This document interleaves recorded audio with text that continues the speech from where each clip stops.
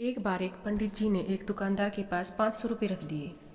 उन्होंने सोचा कि जब मेरी बेटी की शादी होगी तो मैं ये पैसे ले लूँगा।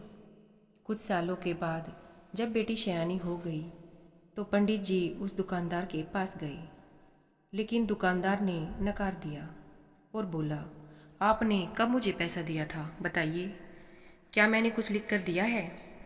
पंडित जी उस दुकानदार की इस हरकत से बहुत ही परेशान हो गई और चिंता में डूब गई।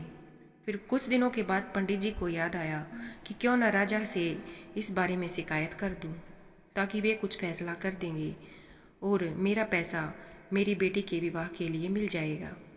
फिर पंडित जी राजा के पास पहुँचे और अपनी फरियाद सुनाई।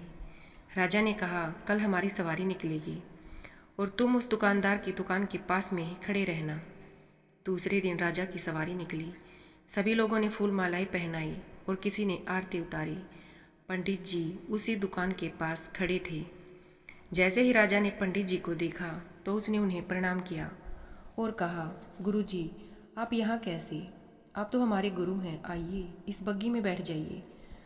तो दुकानदार यह सब वो दुकानदार भी देख रहा था। उसने भी आरती उतारी और राजा की सवारी आगे बढ़ गई। थोड़ी दूर चलने के बाद राजा ने पंडित जी को बग्गी से नीचे उतार दिया और कहा कि पंडित जी, हमने तो अपना काम कर दिया है, अब आगे आपका ही भाग्य काम देगा। उधर वो दुकानदार यह सब देखकर हैरान था कि पंडित जी की को तो राजा से बहुत ही अच्छी साठगांठ है, पंडित जी की तो कहीं ये मेरा कबाड़ा ही ना करा दे। दुकानदार ने तत्काल अपने मुनीम को पंडित जी को ढूंढ कर लाने के लिए कहा। पंडित जी एक पेड़ के नीचे बैठकर कुछ विचार विमर्श कर रहे थे। मुनीम जी बड़े ही आदर के साथ उन्हें अपने साथ ले आए। दुकानदार ने आते ही पंडित जी को प्रणाम किया और बोला कि पंडित जी, मैंने काफ़ी मेहनत की और पुराने खातों को भी देखा तो पाया कि खाते में आपका 500 रुपया जमा है और पिछले 10 सालों में ब्याज के भी 12,000 रुपये हो गए हैं। पंडित जी, आपकी बेटी भी तो मेरी बेटी जैसी ही है, अतः 1,000 रुपये आप मेरी तरफ से ले जाइए और उसे बेटी की शादी में लगा दीजिए। इस प्रकार उस दुकानदार ने पंडित जी को 13,500 रुपये देकर बड़े ही प्रेम के साथ वहाँ से विदा किया।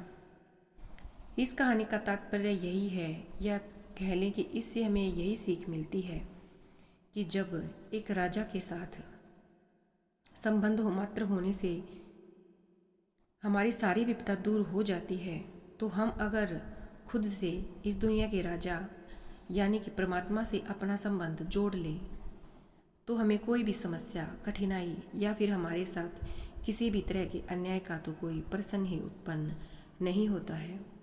तो हमेशा से उस परमात्मा का धन्यवाद करते रहें और उनके समीप रहें।